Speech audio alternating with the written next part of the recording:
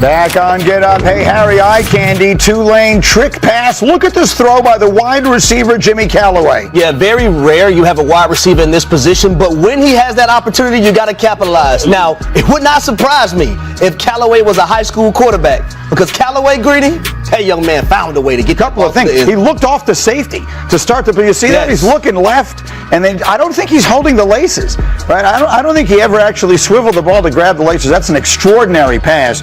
Jimmy Callaway threw it. Omari Hayes came down with the touchdown. Little eye candy before your Halloween candy today. In the meantime, let's do more or less. Brought to you by ESPN Bet Sportsbook. Joe is with us. Chiefs and Bills for this one. Let's start with Patrick Mahomes. His number on passing yards is 275. What do you think? We're going to go more. Now that he's got his weapons back, he's had no problem filling up the stat sheet. Over this in 4 of his last 5 games. You're going against the Buffalo defense that's left a lot to be desired this year. High total in this game, north of 50. Priced for scoring, priced for action. So what do we think of that? Both teams are going to be pushing each other up and down the field, which is going to require Mahomes to keep throwing. We like this over. Maybe the Bills to keep running. How about James Cook, 75 rushing yards? This is going to be more as well. Early in the game, Buffalo's game plan has got to be to get Cook the ball. 85 rushing yards in last year's AFC Championship game on the road at Arrowhead. That's the weak spot of the Kansas City defense, the ability to run on them. And what you want to do while running on them is keep Patrick Mahomes on the sideline. Early in the game, Cook should thrive. We're going more here. Then how about Josh Allen? 1.5 passing touchdowns is the prop. Yeah, you'll notice the theme here more. We see a high-scoring game. We see a lot of stats. I personally lean to the Kansas City side. More on that in a bit. But if Buffalo is in a game state where they're trailing, they're going to have to be throwing. They're going to be throwing early and often. And Allen's a guy who's gone over this in 5 of his last 7 games anyway, so they're going to be pushing the pace in this game. All right, Pedal to the metal. It's a rebel yell parlay. More.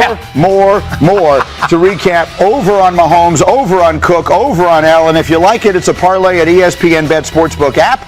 Look for the more or less featured parlay on the homepage and in the parlay lounge. Meanwhile, speaking of Allen, yesterday Dan Orlovsky was here and said this about the reigning MVP.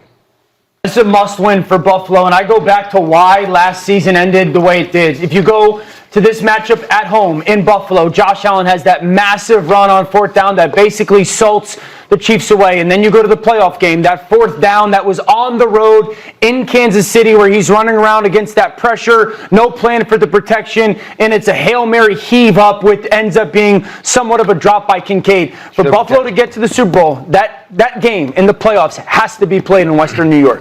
Game is always critical. I tend to agree. I think Kansas City can beat you anywhere you want to play. They're like the old Bulls that I used to cover. Where do you want to play? What style do you want to play? We don't care. When do you want to play? When do you want to play? Well, that doesn't make any difference to them. Do you think the Bills have to win this game? I think they do. I think better yet, so they can keep pace with the Patriots, who they've already lost to in their division. Remember, they're not leading their division. Kansas City isn't either. So it's important for them as well, as they've already lost to the Chargers, and the Broncos are in the head of the division. But when you think about Buffalo is it's mental.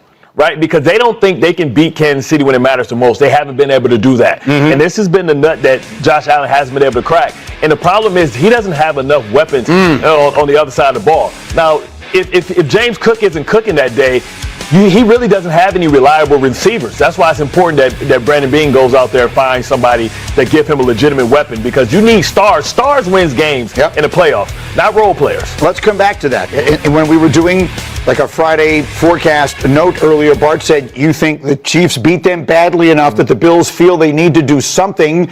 I happen to have Peter Schrager sitting next to me. What might that something mean? I've got to put caution out there. It is really difficult for the Bills to do anything. Last year they had cap space and they were able to wheel and deal and bring in Amari Cooper. This year they have the least cap space in the entire NFL. $0. Meanwhile, the Patriots have the most in the NFL. If we're looking at these two teams, I think the Patriots are far more likely and far more able to make a deal to get them over the top than the Bills. Brandon Beane's a master. He's wonderful with the salary cap. There are ways to get around it, but Bart, I think on paper it makes a lot of sense. Bring in a receiver, give us a deal. They need it. Yeah. I don't know if they can do it. They're hamstrung right now. Let's explain why they need it to my receiver over there. With what they have right now, what are they missing? All right, so number one, you have guys this season in and out of the lineup. Josh Palmer, who they signed in free agency, he's hurt right now. He's out. Dalton Kincaid as a tight end, who I thought needed to take another jump this season.